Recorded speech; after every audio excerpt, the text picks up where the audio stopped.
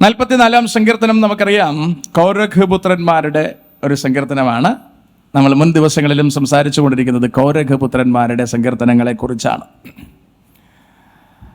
ഈ സങ്കീർത്തനത്തിനൊരല്പം അതിൻ്റെ രീതിക്കൊരല്പം വ്യത്യാസമുണ്ട്.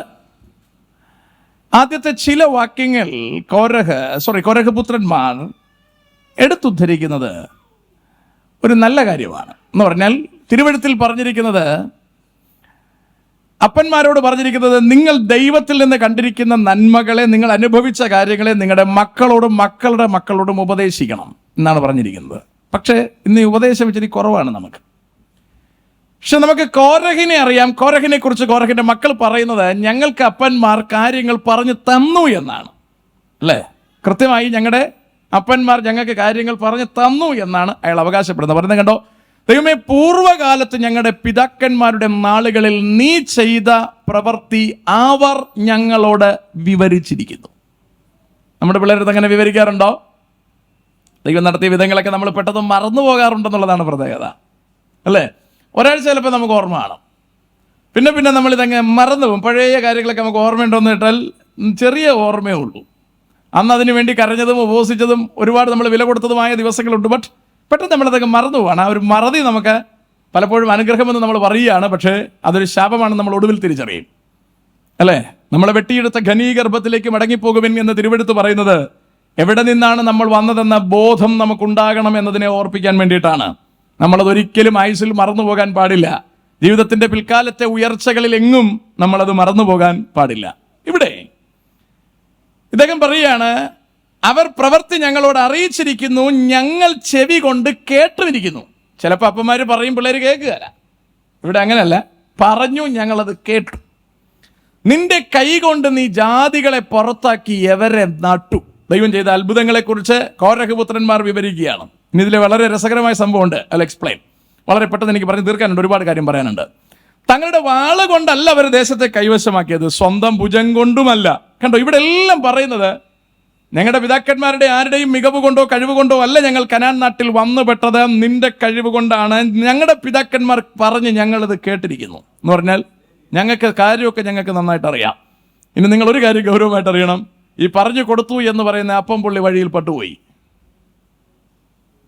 ഞാൻ പറഞ്ഞത് മനസ്സിലുണ്ടോ? അത് കുഞ്ഞു കാര്യമല്ല. ശരിക്കും കാര്യങ്ങൾ വിവരിച്ചു കൊടുത്ത അപ്പം പുള്ളി വഴിയിൽ പട്ടുപോയി. അയാളുടെ ചരിത്രം കൂടി ഇയാളുടെ ഫ്രണ്ടിൽ നിൽപ്പുണ്ട്. പറയുന്നത് മനസ്സിലാകുന്നുണ്ടോ? അത് ഗൗരവമേറിയ കാര്യമാണ്.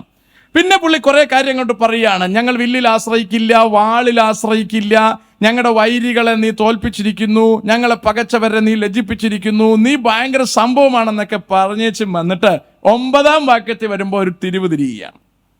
9-ാം വാക്യം വരുമ്പം തിരിഞ്ഞിട്ട് പറയുകയാണ്, ഇപ്പോഴോ നീ ഞങ്ങളെ തള്ളിക്കളഞ്ഞു, ലജ്ജിപ്പിച്ചിരിക്കുന്നു. അപ്പൊ നല്ല കൃത്യമായ പാസേജ് പറഞ്ഞു നിർത്തി വന്നിട്ട് പറയുകയാണ്, ഇപ്പം നീ ഞങ്ങളെ തള്ളിയിരിക്കുകയാണ്. അപ്പൊ ഇത് വലിയൊരു കാര്യമാണ്. ഈ തള്ളിയ കാര്യം മനസ്സിലാക്കാൻ പറ്റുന്ന ഒരു വലിയ കാര്യമാണ്. അല്ലേ? നമ്മളിൽ പലർക്ക് സംഭവിക്കുന്ന ഒരു അപകടം, കർത്താവ് തള്ളിയത് നമ്മൾ അറിയുകയില്ല, പിന്നെ നമ്മൾ തള്ളി അങ്ങ് പോവും. നമ്മുടെ തള്ളിന് വലിയ കുറവുണ്ടാവില്ല. അല്ലേ? നമ്മൾ പഴയ കഥയൊക്കെ പറയാം, എൻ്റെ ഉപ്പുപ്പ ക്യാൻ ഉണ്ടായിരുന്നു, ഇയാൾക്ക് എന്താണ്?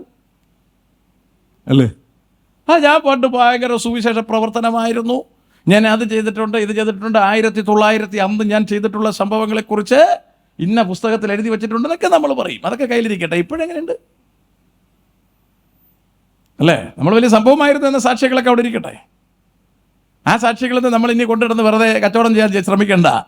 നമ്മൾ കടയിൽ ചെല്ലുമ്പോൾ ചോദിക്കുന്നത് ഇന്നലത്തത് നമുക്ക് ആവശ്യമില്ല എന്നുള്ളതാണ്. പഴക്കൊക്കെ ആണെങ്കിൽ ഇന്നലത്തതാകാം. അല്ലേ? അതെ. അപ്പോൾ പഴയതൊന്നും നമ്മളങ്ങനെ മേടിക്കാറില്ല. പഴയത് നമുക്ക് വേണ്ട. ഇപ്പം എന്തുണ്ട്? ഈ പുത്തൻ ഞായറാഴ്ച എങ്ങനെയുണ്ട്? കഴിഞ്ഞ ആഴ്ചത്തെ നിങ്ങളുടെ കൃപാവരം ഇരിക്കട്ടെ, ഇന്നെങ്ങനെയുണ്ട്? മനസ്സിലാകുന്നുണ്ടോ എന്തെങ്കിലും? ആ കർത്താവിന് ഈ പുതിയതാണ് ആവശ്യം. അപ്ഡേറ്റ് ചെയ്ത ന്യൂസ് എന്തുണ്ട്? അല്ലേ? നമുക്ക് സോഫ്റ്റ്വെയർ സ്ഥിരമായിട്ട് അപ്ഡേഷൻ വരാറുണ്ട്. അപ്പോൾ അപ്ഡേറ്റ് ചെയ്തിട്ട് നമ്മൾ എങ്ങനെയുണ്ടെന്നുള്ളതാണ് കർത്താവ്. അതിൻ്റെ പെർഫോമൻസ് ആണ് കർത്താവിന് അറിയേണ്ടത്. അല്ലാതെ കഴിഞ്ഞ കൊല്ലത്തൊന്നും കർത്താവിന് അറിയേണ്ട കാര്യമൊന്നുമില്ല. അതൊക്കെ നിങ്ങൾ കയ്യിൽ വെച്ചോളൂ. ആ സാക്ഷികളൊന്നും നിങ്ങൾ വെറുതെ ഇറക്കി കല കാണിക്കാനൊന്നും ശ്രമിക്കണ്ട. ഇവിടെ പറഞ്ഞോ, ഇപ്പോഴോ നീ ഞങ്ങളെ തള്ളിക്കളഞ്ഞ് ലജ്ജിപ്പിച്ചിരിക്കുന്നു, ഞങ്ങളുടെ സൈന്യങ്ങളോടുകൂടെ നീ പുറപ്പെടുന്നതുമില്ല എന്ന് പറഞ്ഞാൽ നിന്റെ ബലമാണ് ഞങ്ങൾക്ക് ബലമായിരുന്നത്, നീയാണ് ഞങ്ങൾക്ക് വേണ്ടി യുദ്ധം ചെയ്തിട്ടുള്ളത്, നീയാണ് എല്ലാം ചെയ്തിട്ടുള്ളത്, എല്ലാ കാര്യങ്ങളും ഞങ്ങൾക്കറിയാം. ഇപ്പോഴോ ഒരു പരുവക്കേട് നേരിടുന്നു. വൈരികളുടെ മുമ്പിൽ നീ ഞങ്ങളെ ഞങ്ങൾ പുറങ്കാട്ടേണ്ടി വരുന്നു എന്നുള്ളതല്ല, നീ ഞങ്ങളെ പുറങ്കാട്ടുമാറാക്കുന്നു. അതിൻ്റെ അർത്ഥം ഞങ്ങൾക്ക് പണി തരുന്നത് നീയാണ്. ഇത് തിരിച്ചറിയുന്നവനാണ് ഭാഗ്യവാൻ. ലവോദിക്ക സഭയുടെ പ്രോബ്ലം, കണ്ണ് കാണാന്ന് പറയുന്നു, കുരുടനാണ്, നല്ല കൂടിയ വസ്ത്രം ഇട്ടിരിക്കുന്നു എന്ന് പറയുന്നു, നഗ്നനാണ്, നല്ല തിന്നിരിക്കുന്നു എന്ന് പറയുന്നു, അരിഷ്ടനാണ്. അല്ലേ? കർത്താവിന്റെ വായിൽ കയറി ഇരിക്കുകയാണ്, കർത്താവിന് കുടിച്ചിറക്കാനും പറ്റുകയില്ല, തുപ്പാനൊട്ടും മനസ്സുമില്ല. അത് കർത്താവ് പറയുന്നത്, എനിക്ക് കുടിക്കാനും പറ്റുന്നില്ല, തുപ്പാനും പറ്റുന്നില്ല. നീ ശീതവാനോ ഉഷ്ണവാനോ ആയിരുന്നെങ്കിൽ കൊള്ളായിരുന്നു, ശീതോഷ്ണവാനാകയാൽ ഞാൻ നിന്നെ ഇറക്കിക്കളയുമെന്നല്ല, തുപ്പിക്കളയുമെന്നാണ് പറയുന്നത്. അതെ, ഉമിണ്ണ് കളയും. അതിന്റെ മലയാളം തുപ്പിക്കളയുമെന്നാണ്. I will spit you out. ഞാൻ എന്നെ തുപ്പിക്കളയും, നിന്നെ എനിക്ക് എടുക്കാൻ പറ്റില്ല. ഇത് വളരെ ഗൗരവമായിട്ട് നമ്മൾ അറിയണം. നമ്മുടെ പിതാക്കന്മാരുടെ കരുണ കൊണ്ടായിരിക്കാം നമ്മൾ കൃപയിൽ വന്നുവിട്ടത്, അല്ലേ? അപ്പൊ നമ്മൾ ആരായി തീർന്നു എന്നുള്ളതൊരു വിഷയം, നമ്മൾ ആരായിരിക്കുന്നു എന്നുള്ളതൊരു വിഷയമല്ല. ദാറ്റ് മീൻസ് ആൽക്കെമിസ്റ്റ് എന്ന നോവലിലാണെന്ന് തോന്നുന്നു പൗലോ കൈലോ പറയുന്നത്, നമ്മളൊരു പൊസിഷനിൽ എത്തുന്നത് ആരെങ്കിലും കൊണ്ടാക്കുന്നതാണ്. ആ പൊസിഷനിൽ ഇരിക്കുന്നുവെങ്കിൽ ദാറ്റ്സ് യുവർ റെസ്പോൺസിബിലിറ്റി. ഞാനൊരു പാസ്റ്റർ ആയത് എന്നെ കർത്താവ് ആക്കിയതാണ്, പക്ഷേ ഈ പൊസിഷൻ സൂക്ഷിക്കേണ്ടത് എൻ്റെ ഉത്തരവാദിത്വമാണ്. അതുകൂടി കർത്താവ് ചെയ്യില്ല. നമ്മളെ ഏതെങ്കിലും ഒരു പൊസിഷനിൽ കൊണ്ടെത്തിച്ചെങ്കിൽ അത് കർത്താവിൻ്റെ കാര്യമാണ്. ആ പൊസിഷനിൽ ഇരിക്കുന്നെങ്കിൽ നമ്മുടെ കൂടെ ഉത്തരവാദിത്വം അതിനകത്തുണ്ട്. നമ്മുടെ റെസ്പോൺസിബിലിറ്റി വളരെ പ്രധാനമാണ്, അല്ലേ? കർത്താവ് പറയാ, കനാലിലൂടെ ഞാൻ നടത്തിക്കോളാം, ഞാൻ നിങ്ങളുടെ കൂടെ ഉണ്ട്. കൂടെ നടക്കേണ്ട ഉത്തരവാദിത്വം അവർക്കുള്ളതാ. ഒരു ശത്രു നിന്നെ തൊടുകയില്ല തന്നെ. കർത്താവിന്റെ വാക്കിന്, കർത്താവിന്റെ പിടിപ്പ് കേടുകൊണ്ട് ഒരൊറ്റൊരുത്തൻ മരുഭൂമി ചത്തില്ല.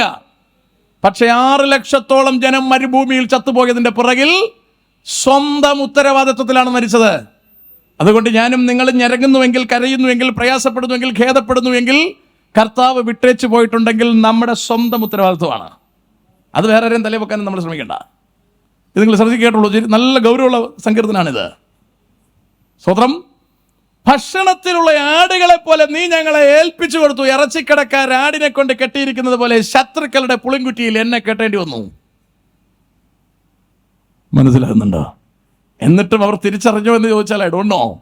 ജനത്തെ വിലയ്ക്ക് വാങ്ങാതെ വിൽക്കുന്നു. നമ്മൾ വിൽക്കുന്നത് ചാവാൻ നിൽക്കുന്നതാണെങ്കിലും തോലിൻ്റെ പൈസയെങ്കിലും മേടിക്കില്ല. ശശിങ്ങളെ മേടിക്കും. നീ ഇറച്ചിയുടെ പൈസ തരണ്ട, തോലിൻ്റെ പൈസ എങ്കിലും എന്താ. ഇവിടെ തോലിൻ്റെ പൈസ പോലും മേടിക്കാതെ കർത്താവ് പറഞ്ഞു, ഇതിനെയൊക്കെ കൊണ്ടുപോയിക്കൊള്ളാൻ പറഞ്ഞു. കൊണ്ടുപോയി വാഴയ്ക്ക് വളം വെക്കാൻ പറഞ്ഞു. ദൈവത്തിൻ്റെ സ്വന്തം ജനത്തെ വാഴയ്ക്ക് വളം വെക്കും പോലെ കൊണ്ട് വളം വെച്ചു.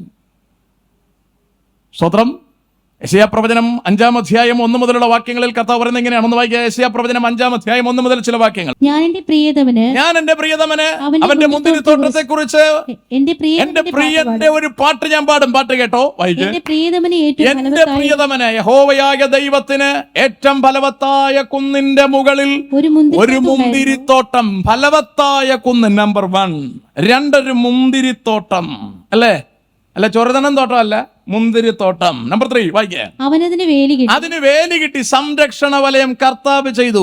നമ്പർ 4 അതിലെ കല്ല് പറക്കി കളഞ്ഞു. മുന്തിരിക്ക് നന്നായിട്ട് വളരാൻ ആവശ്യമായ സൗകര്യം ചെയ്തു കൊടുത്തു. നമ്പർ 5 അതിൽ നല്ല വക കുടുംബത്തിൽ പിറന്ന മുന്തിരി വള്ളിയെ നട്ടു. കൈ കിട്ടിയത് മേടിച്ചുകൊണ്ട് നട്ടതല്ല, ചുമ്മാ കിട്ടിയത് മേടിച്ചുകൊണ്ട് നടുകയല്ല, കൃഷി ഓഫീസിൽ നിന്ന് കിട്ടിയത് നോക്കി, എന്താ പറയാ, ഫ്രീ കിട്ടിയത് നോക്കിക്കൊണ്ട് നട്ടതല്ല. നല്ല ക്വാളിറ്റിയുള്ള മുന്തിരിയെ കർത്താവ് കൊണ്ട് നട്ടു. വായിക്കേ. നടുവിൽ ഗോപുരം, ശത്രു വരുന്നുണ്ടോ എന്ന് നിരീക്ഷിക്കാൻ നിരീക്ഷണ ഗോപുരം പണിതു. നമ്പർ 8 ഒരു ചക്കിട്ടു, ചാറെടുക്കാൻ ചക്കിട്ടു. 9 കാത്തിരുന്നു. കായ് ചിറങ്ങിയത് കാട്ടുമുന്തിരിങ്ങ. സ്വതന്ത്രം. കർത്താവ് ചോദിക്കുക, ഇനി എന്ത് ചെയ്യണം? ഞാൻ ഇനി നിങ്ങളോട് എന്ത് ചെയ്യണം? ഇതിന്റെ അപ്പുറം ഞാൻ എന്തെങ്കിലും ചെയ്തു തരാനുണ്ടോ? കമ്മിറ്റിക്കാരെല്ലാവരും വിളിച്ചിട്ട് കർത്താവ് പറയാ, ബാ നമുക്ക് തമ്മിൽ വാദിക്കാം. ഞാനിനി ചെയ്യാൻ പോകുന്ന എന്താണെന്ന് ഞാൻ പറഞ്ഞുതരാന്ന് പറഞ്ഞിട്ട് കർത്താവ് പറയാ, അവൻ്റെയൊക്കെ വേലി ഞാൻ പൊളിക്കും. ശത്രു സൈന്യം ഇതിനകത്ത് കയറും, ഇവരുടെ എല്ലാം നന്മയും മാന്തും. നമ്മളൊരു കാര്യം പറയണം, കർത്താവ് വേലി കെട്ടിയില്ലെങ്കിൽ നമ്മുടെ വേലികളൊക്കെ അപ്രസക്തമാണ്. നമുക്ക് കാക്കാം, സൂക്ഷിക്കാം, കരുതാം എന്നൊന്നും ആരും കരുതരുത്. ഈ ഭൂമിയിലെല്ലാം ആയി എന്നും നമ്മൾ ആരും കരുത്. എന്തെങ്കിലുമൊക്കെ കിട്ടി, എന്തെങ്കിലും ആയെന്നൊന്നും കരുതരുത്. ഇതൊന്നും കൊണ്ട് നമുക്ക് ഇങ്ങ് എത്താൻ പറ്റുകയില്ല. കാര്യങ്ങളെക്കുറിച്ച് നല്ല സുബോധം നമുക്ക് ഉണ്ടായിരിക്കണം എന്ന് വളരെ വേഗം സംസാരിച്ചു പോവുകയാണ്. നീ ഞങ്ങളെ അയൽവക്കക്കാർക്ക് അപമാനമാക്കി. അതിന്റെ 25-ാം വാക്യം കൂടെ വായിച്ചു വേണമെങ്കിൽ 5:25 കൂടെ വായിക്കേ. ഒരു വഴിക്ക് പോവല്ലോ. അത് നിമിത്തം യഹോവയുടെ കോപം നീയൊക്കെ എല്ലാം കൂടി ഇങ്ങനെ ആയി പോയത് കൊണ്ട് എന്ന് പറഞ്ഞാൽ, ഞാൻ നല്ല മുന്തിരിവള്ളിയായി നട്ടു, കാത്തിരുന്നു, നല്ല വക കായ്ക്കാതെ വന്നത് കൊണ്ട് അതു നിമിത്തം വായിക്കുക. യഹോവയുടെ കോപം തന്റെ ജനത്തിന്റെ നേരെ ജ്വലിക്കും. യഹോവയുടെ കോപം തന്റെ ജനത്തിന്റെ നേരെ ജ്വലിക്കും. അവൻ അവരുടെ നേരെ കൈനീട്ടി അവൻ അവരുടെ നേരെ കൈനീട്ടും. കണ്ടോ, കർത്താവ് പറയാ, അവൻ അവരുടെ നേരെ കൈനീട്ടി അവരെ ദണ്ഡിപ്പിക്കും. കർത്താവ് ഒരുത്തനെ ദണ്ഡിപ്പിക്കാൻ കൈ പൊക്കിയാൽ അത് തടുക്കാൻ ആർക്കും പറ്റില്ല. നമ്മൾ ആരും തടുക്കാന്ന് വിചാരിക്കരുത്, തടുക്കാൻ പറ്റത്തില്ല. സ്വതന്ത്രം കയ്യിൽ കയറി നമ്മളെല്ലാം കൂടെ തൂങ്ങാന്ന് വെച്ചാൽ നടക്കുന്ന കാര്യമാണോ? നടക്കുന്ന കാര്യമല്ല. നമ്മൾ പറയും കർത്താവ് വാതിൽ തുറന്നാൽ ആർക്കടയ്ക്കാം, അതുപോലെ തന്നെ കർത്താവ് കൈ പൊക്കും. നമ്മളെ അടിക്കാൻ വേണ്ടി കൈ പൊക്കും. തിരിച്ച് താഴ്ത്തൊന്ന് പ്രതീക്ഷിക്കരുത്. നമുക്ക് ആരെങ്കിലും കയ്യിൽ തൂങ്ങിയാൽ നടക്കുമെന്ന് വിചാരിക്കരുത്. കർത്താവുമായിട്ട് കമ്പനി ഉള്ളവനെ കൊണ്ട് കർത്താവിനെ സ്വാധീനിക്കാമെന്ന് വിചാരിക്കരുത്. ഈ ഒരിട കൂടെ നടക്കില്ല. അടുത്തൊന്നുകൂടി നിങ്ങൾ ദേഷ്യപ്പെട്ടിട്ട് അല്ലെങ്കിൽ ഒന്നുകൂടി വിരട്ടി കർത്താവിനെ കൊണ്ട് കൈ താപ്പിക്കാമെന്നും വിചാരിക്കരുത്. ചിലർ അങ്ങനെ വിചാരിക്കും. നമ്മുടെ അപ്പൻ്റെ അടുത്ത് ചിലപ്പോൾ നടന്നിരിക്കും. ഒരു ചീറൽ ചീറിയപ്പോൾ അപ്പം കമ്പെടുത്തു, രണ്ടാമത്തെ ചീറൽ ചീറുമ്പോൾ അപ്പം കമ്പിട്ടിട്ട് പോകുമായിരിക്കും. കർത്താവിൻ്റെ അടുത്ത് ഈ പരിപാടി നടക്കുകയല്ല. അങ്ങനെ ആരും വിചാരിക്കരുത്. അങ്ങനെ ആരും വിചാരിച്ച് കർത്താവിൻ്റെ അടുത്ത് ചൊറിയാൻ ശ്രമിക്കുകയും അരുത്. ഞാൻ പറഞ്ഞെല്ലാം ഗ്രഹിക്കുന്നു എന്നാണ് എൻ്റെ പ്രത്യാശ. സ്തോത്രം. കർത്താവ് പറയുന്നതനുസരിച്ച് ഞാനങ്ങ് പറഞ്ഞ് തീർക്കും. സ്തോത്രം. കുറേ പറയാനുണ്ട് എനിക്ക്. ഇനി താഴ്ത്ത് വായിക്കാം. അപ്പോൾ മലകൾ വിറയ്ക്കുകയും. കർത്താവ് കൈ പൊക്കുമ്പോൾ മല വിറയ്ക്കുമെന്നാ പറഞ്ഞേ. ഏത് മലയാ വിറയ്ക്കാത്ത? തമ്പുരാൻ എല്ലായ്മയിൽ നിന്നെല്ലാം സൃഷ്ടിച്ചതല്ലേ. ഏതാ വിറയ്ക്കാത്ത ഇവിടെ? ഞാൻ വെച്ച വീട് ഞാൻ ഇവിടെ നിന്നുകൊണ്ട് വിറപ്പിച്ചാൽ വിറയ്ക്കുമോ? ഇല്ല. അല്ലേ, അതിലൊരു കുറ്റി ഇളകി എൻ്റെ തലയിൽ കൂടെ എഴുതാൻ ഞാൻ ചത്തുപോകും. ഇത് വിറയ്ക്കുകയല്ല. പക്ഷെ കർത്താവിൻ്റെ മുമ്പിൽ പർവ്വതം വിറയ്ക്കും. അപ്പോൾ മലകൾ വിറയ്ക്കുകയും അവരുടെ ശവങ്ങൾ വീഥിയുടെ നടുവിൽ ചവറ് പോലെ വീഴുകയും ചെയ്യും. ഇസ്രായേലിനെ കുറിച്ച് പറഞ്ഞിരിക്കുക, ചവറ് പോലെ വീഴുമെന്ന് അവൻ്റെ ശവം. അതിനകത്ത് തന്നെ വീഡിയോ കിടപ്പുണ്ട്, വേണമെങ്കിൽ ഇപ്പോൾ വേണ്ട, സമയമില്ല. JCBക്കാണ് വാരിക്കൊണ്ട് തട്ടിയത് അവൻ്റെ ശവം, ഇസ്രായേലിൻ്റെ ശവം. സ്തോത്രം. നമ്മുടെ കർത്താവിനെ നമ്മൾ കളി പഠിപ്പിക്കരുത് എന്നാണ് എനിക്ക് നിങ്ങളോട് ഓർപ്പിക്കാനുള്ളത്. ആരുടെയും ദേഷ്യം കൊണ്ടും ആരുടെയും കോപം കൊണ്ടും ആരുടെയും കണ്ണുരുട്ടി കാണിക്കൽ കൊണ്ടും അഭ്യാസം കൊണ്ടും ഒന്നും കർത്താവിൻ്റെ കൈ തിരിക്കാമെന്ന് വിചാരിക്കരുത്. സ്തോത്രം. ഞാൻ ഈ കഥ കൂടി പറഞ്ഞു പോകാം നേരമില്ലെങ്കിലും. കർത്താവ് ഇങ്ങനെ കോരക പുത്രന്മാർ ഇങ്ങനെ പറഞ്ഞു പോയിട്ട് 21-ാം വാക്യത്തിൽ അതിന് പറയാം, പിന്നെ ദൈവം ഞങ്ങളെ ശോധന ചെയ്യാതിരിക്കുമോ? ഞങ്ങൾ ഡീസൻ്റ് ആണെന്ന്. ദൈവം ഞങ്ങളെ ശോധന ചെയ്യാതിരിക്കുമോ? സംഭവം ശരിയാട്ടെ, ദൈവശോധനയൊക്കെ ചെയ്യും. അടുത്ത ചോദ്യം, അവൻ ഹൃദയത്തിലെ രഹസ്യങ്ങളെ അറിയുന്നുവല്ലോ. കർത്താവിൻ്റെ രഹസ്യമൊക്കെ അറിയാം. അടുത്ത കുറേ താഴോട്ട് വന്നിട്ട് കുറേ വിഷമവും ബുദ്ധിമുട്ടും ഒക്കെ പറഞ്ഞിട്ട് 24-ാം വാക്യത്തിൽ പറയുകയാണ്, നീ നിന്റെ മുഖത്തെ മറയ്ക്കുന്നതും ഞങ്ങളുടെ കഷ്ടവും പീഡയും മറന്നു കളയുന്നതുമെന്ത്? കേട്ടാ, ഇനി ഇതിനിടയ്ക്ക് ഒരു ചോദ്യം കൂടെ എവിടെ കിടപ്പുണ്ട്. ദൈവം ശോധന ചെയ്യാതിരിക്കുമോ? അത് കഴിഞ്ഞ് 23-ൽ ഒരു ചോദ്യം, കർത്താവേ നീ എന്താ ഉറങ്ങിക്കിടക്കുകയാണോ എന്ന് പറഞ്ഞാൽ ഞാനിവിടെ നിൽക്കുകയാണ്. അല്ലേ, നമ്മുടെ കാര്യം കർത്താവ് ഉറങ്ങിക്കിടക്കണം. ഇസ്രായേലിന്റെ പരിപാലകൻ ഉറങ്ങുകയില്ല, മയങ്ങത്തോലുമില്ല. ഇവിടെ ഇരിക്കുന്ന ഏറെക്കുറെ എല്ലാവരും മയങ്ങിപ്പോവും, ആരാധനയ്ക്ക് തന്നെ മയങ്ങിപ്പോവും. സോദരം വചനം പറഞ്ഞിരിക്കുന്നുണ്ടോ? കർത്താവിൻ്റെ അടുത്ത് അങ്ങോട്ട് ചോദിക്കുക, നീ എന്താ ഉറങ്ങിക്കിടക്കുക? ഞാൻ ഡീസിന് ഒരുപാട് കാര്യങ്ങൾ ഞാൻ പറഞ്ഞുകൊണ്ടിരിക്കുകയാണ്. എന്ത് പറഞ്ഞുകൊണ്ടിരിക്കുകയാണ്? അല്ല, എൻ്റെ അപ്പന്മാരെനിക്ക് കാര്യങ്ങൾ പറഞ്ഞു തന്നിട്ടുണ്ട്, ഞാൻ ഒരുപാട് കാര്യങ്ങൾ കേട്ടിട്ടുണ്ട്, ഞാൻ ഒരുപാട് കാര്യങ്ങൾ ചെയ്തിട്ടുണ്ട്, പിന്നെ ഞാൻ വളരെ ഡീസൻ്റ് ആയിട്ടാണ് ജീവിക്കുന്നത്, പിന്നെ എന്താ ഇങ്ങനെ സംഭവിക്കാൻ കാരണം? നീ ഉറങ്ങിപ്പോയോ?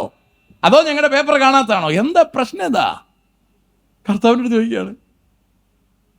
എന്നിട്ട് പറയാം, നീ ഞങ്ങളുടെ കഷ്ടം പീഡയും മറന്നു കളഞ്ഞത് എന്ത്? സ്വത്രം. ഇതൊക്കെ പറയാൻ അവർക്ക് ഒരുപാട് കാരണങ്ങളുണ്ട് കേട്ടോ. ലാസ്റ്റിൽ എന്നെ വീണ്ടെടുക്കണേ എന്നൊക്കെ പറഞ്ഞ് കരഞ്ഞു പിഴിഞ്ഞു അങ്ങ് വക്കുകയാണ്. എന്നെ ഭയങ്കരമായിട്ട് ഇഷ്ടപ്പെടുത്തിയത് 45-ാം സങ്കീർത്തനാണ്. അത് യൗവന്മാരുടെ സങ്കീർത്തനം തന്നെ. അവിടെ അങ്ങോട്ട് എത്തിക്കഴിഞ്ഞപ്പോഴേ ഇവിടെ രീതി അങ്ങ് മാറി. ഇപ്പൊ കരഞ്ഞുകൊണ്ടൊക്കെയാണ് നിന്നതെങ്കിലും അവിടെ അങ്ങ് എത്തിക്കഴിഞ്ഞപ്പോൾ 6-ാം വാക്യത്തിൽ വന്നിട്ട് പറയാ, ദൈവമേ നിന്റെ സിംഹാസനം എന്നും എന്നേക്കും ഉള്ളതായിരുന്നു, നിന്റെ രാജത്വത്തിന്റെ ചെങ്കോൽ നീതിയുള്ള ചെങ്കോലാകുന്നു, നീ നീതിയെ ഇഷ്ടപ്പെട്ട ദുഷ്ടതയെ ദ്വേഷിക്കുന്നു, അതുകൊണ്ട് നിന്റെ ദൈവം നിന്റെ കൂട്ടുകാരിൽ പരമായി നിന്നെ ആനന്ദ തൈലം കൊണ്ട് അഭിഷേകം ചെയ്യുന്നു. ആ ചാപ്റ്ററിൽ വായിച്ച ഒരുപാട് കാര്യങ്ങളുണ്ട് കേട്ടോ. സ്തോത്രം. അല്ലേ, ഒരുപാട് കാര്യങ്ങൾ പറയുന്നു. എന്ന് പറഞ്ഞാൽ അവിടെ വന്നപ്പോഴാണ് ഇവനൊരു സമാധാനമായിടാ, എൻ്റെ ദൈവം ഉറങ്ങിയൊന്നും കിടക്കുകയല്ല, എൻ്റെ ദൈവം മുടുക്കം തന്നെയാണ്, അല്ലേ? അതാ തുടക്കം പറഞ്ഞത്, എൻ്റെ ഹൃദയം ശുഭവചനത്താൽ കവിയുന്നു, എൻ്റെ കൃതി രാജാവിന് വേണ്ടിയുള്ളത് എന്ന് ഞാൻ പറയുന്നു. സ്വത്രം അതിൻ്റെ ആ ബ്ലെസ്സിങ്ങിലേക്ക് അവൻ വരുന്നത് 45 വരുമ്പോഴാണ്. ഞാൻ 45 ഇന്ന് പോകാൻ താല്പര്യപ്പെടുന്നില്ല. ഏതായാലും ഞാൻ പറഞ്ഞതിൻ്റെ അർത്ഥം മനസ്സിലായല്ലോ. കഷ്ടത കൊണ്ട് ജീവിതം മുടിയത്തൊന്നുമില്ല, അതിൻ്റെ അപ്പുറത്തൊരു അനുഗ്രഹമുണ്ട്. പക്ഷെ അതുവരെ കാത്തിരിക്കണം. എവിടെയൊക്കെയാണ് തിരുത്തേണ്ടത് അവിടെ തിരുത്തണം. അവിടെ കുരുക്ക് കൂടുതലുണ്ടാക്കരുത്, തിരുത്തണം. മനസ്സിലാകുന്നതെന്ന് ഞാൻ പ്രത്യാശിക്കുകയാണ്. പ്രത്യാശിച്ചുകൊണ്ട് ഞാനിതിൻ്റെ പ്രശ്നബാധിത മേഖലയിലേക്ക് ഒന്ന് കിടക്കുകയാണ്. സംഖ്യാപുസ്തകം 16-ാം അധ്യായമാണ്. Let's come down. സംഖ്യാപുസ്തകം 16-ാം അധ്യായം. എന്നാൽ ലേവിയുടെ മകനായ കെഹാത്തിന്റെ മകനായ ഇസ്ഹാറിന്റെ മകൻ കോരഹ്, രൂബേൻ ഗോത്രത്തിൽ ഏലിയാബിന്റെ പുത്രന്മാരായ ദാദാൻ, അബീരാം, പേലത്തിന്റെ മകനായ ഓൻ എന്നിവർ ഇസ്രായേൽ മക്കൾ സഭാപ്രധാനികളും സംഘസദസ്യന്മാരും പ്രമാണികളുമായ 250 പുരുഷന്മാരെ കൂട്ടി. സംഘസദസ്സിലെ കമ്മിറ്റിക്കാരും പ്രമാണികളുമായ 250 പുരുഷന്മാരെ കൂട്ടി മോശയോട് മത്സരിച്ചു. പണി ആരംഭിക്കുകയാണ്. ആരും ഡീസന്റ് ആളാണ്. കോരഹ് കൊച്ചു പയ്യനൊന്നുമല്ല, കോരഹ് മോശക്കാരനല്ല. കോരഹ് ഈ പറഞ്ഞ 250 പേരെ, പിന്നെ അതിൻ്റെ മേളിൽ എല്ലാം വലിയ വലിയ ആൾക്കാരെ കളക്ട് ചെയ്തുകൊണ്ട് മോശയ്ക്കെതിരായിട്ടൊരു ചെറിയ ക്രമീകരണം ചെയ്യുകയാണ്. നമ്മൾ വിചാരിക്കും അതിലെന്തെങ്കിലും പ്രശ്നമുണ്ടെന്നായിരിക്കും. വേറെ പ്രശ്നമൊന്നുമില്ല. മോശ അതിനകത്തൊരു കുടുംബ പ്രശ്നമുണ്ട്. ഒരു വാക്ക് പറഞ്ഞാൽ, നമ്മുടെ ലേവി അറിയാമല്ലോ എല്ലാവർക്കും. ലേവിയാണ് പുരോഹിതൻ. ഇസ്രായേലിലെ പൗരോഹിത്യം വന്നിട്ടുള്ളത് ലേവിക്കാണ്. ലേവിക്ക് 3 പിള്ളേരാണ്: ഗിർഗശ്യർ, കെഹാത്യർ, മരാരി. ഗിർഗശ്യർ, കെഹാത്യർ, മരാരി, ഇത് 3 അവരുടെ പേര്. കെഹാത്ത് അങ്ങനെയാണ് കേട്ടോ. അത് പിന്നെ നമ്മുടെ വർഗത്തെ പറയുമ്പോഴാണ് ഇത്തിയർ എന്ന് പറയുന്നത്. ഗർഷോൻ, കഹാത്ത്, മരാരി, ഈ 3 വാക്കുകളാണ് പറയുന്നത്. ഓക്കെ. പിന്നെ അവർ 3 വർഗങ്ങളായപ്പോഴാണ് നമ്മൾ അങ്ങനെ, ഞാൻ നേരത്തെ പറഞ്ഞത്. ഇതിൽ കഹാത്തിന് 4 മക്കളാണ്: അമ്രാം, ഇസ്ഹാർ, ഹെബ്രോൻ, ഉദ്യേൽ. 4 പേര്.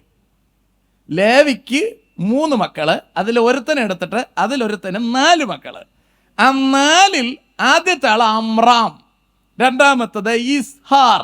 ആദ്യത്തെ അമ്രാമിന്റെ മോനാണ് മോശയും അഹരോനും. രണ്ടാമത്തെ അമ്രാമിന്റെ അനിയന്റെ മോനാണ് നമ്മുടെ കഥാപാത്രമായ ആര്? കോരഹ്. അപ്പൊ കോരഹിന്റെ അപ്പന്റെ ചേട്ടന്റെ മോനായ മോശയാണ് ഇസ്രായേലിനെ നടത്തുന്നത്. മോശയുടെ സ്വന്തം സഹോദരനാണ് പുരോഹിതൻ. ഈ ദൈവമാർക്ക് പിടിച്ചില്ല, നമ്മളായാലും പിടിക്കൂല, അല്ലേ? മൊത്തം ഒരു സൈലൻസ് ആയിട്ടിരിക്കുകയാണ്. Praise the lord. അല്ല, നിങ്ങൾക്കെല്ലാം ഇന്ന് ഇത് പ്രസംഗിക്കുന്നുണ്ടാണ് നമ്മളിങ്ങനെ പൂവൊക്കെ കെട്ടിയിട്ടിരിക്കുന്നത്. സഹോദര, ഇത് കേട്ടപ്പോൾ ഒരു പ്രസംഗിക്കുമ്പോൾ ഒരു വിഷമം വരാതിരിക്കും. ഏതായാലും എനിക്കിത് വായിച്ച് നല്ല രസം തോന്നി കേട്ടോ. നല്ല രസമാണ്. അപ്പൊ എന്താ ഇവിടുത്തെ പ്രശ്നം ഒന്ന് നോക്കാം. അത്തായിട്ട് വായിക്കും, പെട്ടെന്ന് വായിക്കുക. അവർ മോശയ്ക്കും അഹരോനും വിരോധമായി കൂട്ടം കൂടി അവരോട്, മതി, സഭ ഒട്ടൊഴിയാതെ എല്ലാവരും വിശുദ്ധരാകുന്നു, യഹോവ അവരുടെ മധ്യേ ഉണ്ട്. വളരെ കറക്റ്റാണ്. കെഹാത്ത് മക്കളുടെ ഇങ്ങനെ പേര് മറന്നുമല്ലോ, കോരഹ്.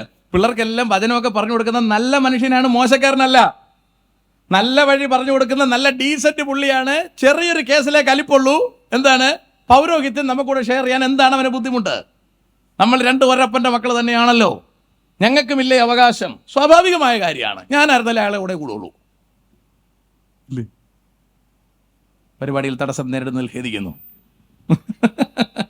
ന്യായമായ ഒരു അന്യായമാണ് ഇവിടുത്തെ പ്രശ്നം. അപ്പൊ നമുക്ക് ചോദിക്കാം, കർത്താവിന് എന്ത് കാര്യമാണ് ലേവി ഗോത്രത്തിൽ നിന്ന് തന്നെ ഈ പറഞ്ഞ പോലെ അമ്രാമിന്റെ മകൻ യവനെ തെരഞ്ഞെടുത്തതിന്റെ കാര്യം എന്താണ്?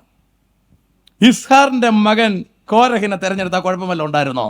കർത്താവിന് തോന്നി, കർത്താവ് തിരഞ്ഞെടുത്ത്, നമുക്ക് എന്ത് ചെയ്യാൻ പറ്റും? അവിടെ ചെന്നിട്ട് നമുക്ക് വഴക്ക് കൂടാം. അവിടെ ചെന്നിട്ട് കർത്താവിൻ്റെ അടുത്ത് ചോദിക്കാൻ വേണ്ടി ചില ചോദ്യങ്ങൾ ഞാനിങ്ങനെ എഴുതി വെച്ചിട്ടുണ്ട്. അതുകൊണ്ട് തന്നെ കൊണ്ടുപോവില്ല. ഞാൻ അവിടെ ചെന്നാൽ അപ്പം ഇതുപോലെ ഇതേ സമാന ചിന്താഗതിയുള്ള 5-6 പേര് അവിടെ കാണും. നമ്മൾ അവരെ കണ്ടുപിടിക്കാനുള്ള, ഒരേ തൂവൽ പക്ഷികളെ കണ്ടുപിടിക്കാനുള്ള നീതിക്ക് വേണ്ടിയിട്ടുള്ളൊരു പോരാട്ടം അവിടെ നടക്കുമെന്ന് ഉറപ്പുള്ളതുകൊണ്ട് തന്നെ അമ്മാതിരിയുള്ള പോരാട്ടക്കാരെ, മനസ്സിലായോ? അതുകൊണ്ട് ഒറ്റയ്ക്കല്ല പരിപാടി, ആൾക്കാരെല്ലാവരും വിളിച്ചു കൂട്ടി. 250 പേരെ വിളിച്ചു കൂട്ടി. എന്ത് റിസ്ക് എടുത്ത് കാണുമെന്ന് ആലോചിച്ച് നോക്കിയാൽ 250 പേരെ വിളിച്ചു കൂട്ടാൻ. 250 പേരെ വിളിച്ചു കൂട്ടി. നമുക്ക് ഒരുമിച്ച് അഹരോന്റെ കൂടെ നിന്ന് കർത്താവിനെ മഹത്വപ്പെടുത്താന്ന് പറഞ്ഞെങ്കിൽ പ്രശ്നമില്ലായിരുന്നു. അപ്പൊ ഇവരൊരുമിച്ച് താളെ കെട്ടുന്നത് നമുക്ക് അഹരോന് മാത്രം വേണ്ട, നമുക്കും വന്നു ആലോചിക്കാം. നമുക്കൊരു സമാഗമന കൂടാരം ഉണ്ടാക്കി എന്താ കുഴപ്പം? Price the Lord. ഉറക്കം വരുന്നുണ്ടോ? ദേഷ്യം വരുന്നത് എനിക്കറിയാം. ഇതൊക്കെയാണ് എനിക്ക് പ്രസംഗിക്കുന്നത്. മെനക്കെട്ട് രാവിലെ കുളിച്ചൊരുക്കി നമ്മൾ വരുമ്പോ. പിന്നെ നിങ്ങൾ യഹോവയുടെ സഭയ്ക്ക് മീതെ നിങ്ങളെ തന്നെ ഉയർത്തുന്നത് എന്ത്? അപ്പൊ മോശയോട് അഹരോനോട് ചോദിക്കടേ, മതി നിർത്ത്. സഭ എല്ലാവരും വിശുദ്ധരാണ്, യഹോവ അവരുടെ മധ്യം ഉണ്ട്, പിന്നെ നീ എന്തിനാണ് ഇതിന്റെ ഇടയിൽ വർത്താനം പറയുന്നത്? ആരുടെ ചോദിക്കുന്നത്? മോശയെടുത്ത് ചോദിക്കുകയാണ്. മോശ ആരാ? തമ്പുരാൻ വിളിച്ചിറക്കി കൊണ്ട് നിർത്തിയിരിക്കുക, വിക്കനാണ്, പിന്നെ വേറെ എന്തൊക്കെയോ മൂപ്പർക്ക് അസുഖമുണ്ട്. കർത്താവ് പറഞ്ഞു നീ കൂടെ വാ, എൻ്റെ ജനത്തെ കൊണ്ടുവിടാൻ. അയാൾ പറഞ്ഞു എന്നെ കൊണ്ട് പറ്റത്തില്ല കർത്താവെ. ആ വടി നിലത്തിട്, പാമ്പായി. കൈ ഉടുപ്പിനകത്തിട്, കുഷ്ഠമായി. തിരിച്ചെടുത്തു, സുഖമായി. ഇനി നീ പോ. അല്ല ഞാൻ ചെന്ന് എന്തോ പറയും? നീ ഞാനാകുന്നവൻ ഞാനാകുന്നു എന്ന് പറഞ്ഞാൽ അങ്ങനെയൊക്കെ പറഞ്ഞാൽ മതി, നീ പോയാൽ മതി, ബാക്കി ഞാൻ ഏറ്റു. ആ മോശയെ പിടിച്ച് ഫ്രണ്ടിൽ നിർത്തിയിരിക്കുകയാണ്. മോശയെടുത്ത് വഴിക്ക് വെച്ച് മോശ പറഞ്ഞ് എനിക്ക് സംസാരിക്കാനൊന്നും പറ്റില്ല, അഹരോനെ കൂടെ എടുത്തോ. അപ്പം മറ്റൊന്ന് ചോദിക്കുകയാണ്, ഞാൻ കൂടെ കയറുന്നതിന് എന്താണ് കുഴപ്പം? കർത്താവ് അനുവദിക്കാൻ കയറാൻ പറ്റും. ഞാൻ വാസ്തവത്തിൽ കോരഹിൻ്റെ സൈഡാണ്. കർത്താവിന് എന്തിൻ്റെ കുഴപ്പമാണ്? ഒരു കുടുംബത്തിൽ നിന്ന് രണ്ടുപേരെ എടുക്കാതെ നിന്റെ വലിയ ഇളയപ്പൻ്റെ മോൻ കോരഹിനെടുത്തോളാൻ എന്താണ് കർത്താവ് പറയുന്നത്? നമ്മൾ കോരഹിൻ്റെ മീശൻ താടി മാത്രം കാണുന്നു, കർത്താവ് അവൻ്റെ ഹൃദയം കാണുന്നു.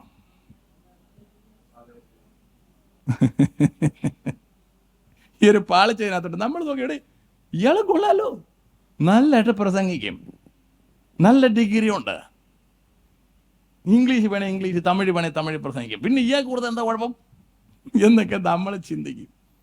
എല്ലാം പിടികിട്ടുന്നുണ്ടല്ലോ അല്ലേ? വായിക്കാം, അടുത്ത വായിക്കാം, പെട്ടെന്ന് വായിക്കാം. ഇത് കേട്ടപ്പോൾ മോശ കവിണ്ണു വീണു.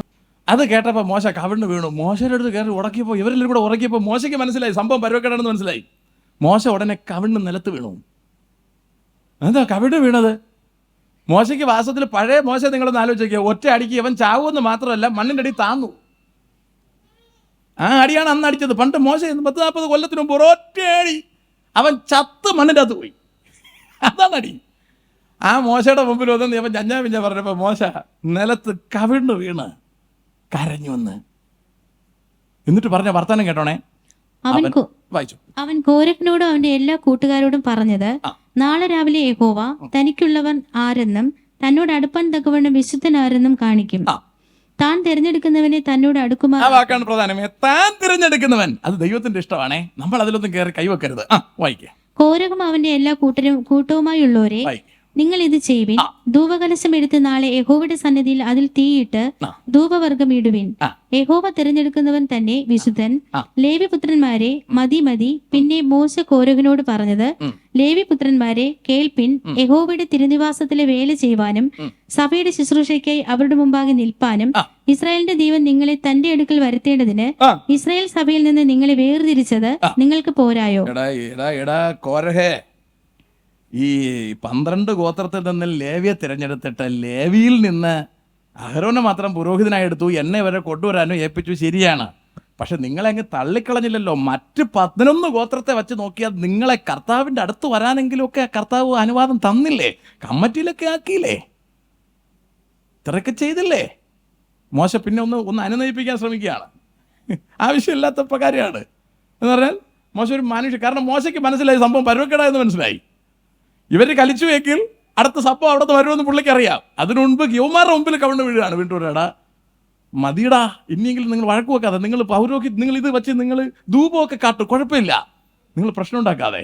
അടുത്ത് പറഞ്ഞുണ്ടോ, നിങ്ങളെ വേർതിരിച്ചത് നിങ്ങൾക്ക് പോരായോ? അടുത്ത് വായിക്കി. അവൻ നിന്നെയും ലേവിപുത്രന്മാരായ നിന്റെ സകല സഹോദരന്മാരെയും തന്നോട് അടുക്കുമാറാക്കിയല്ലോ.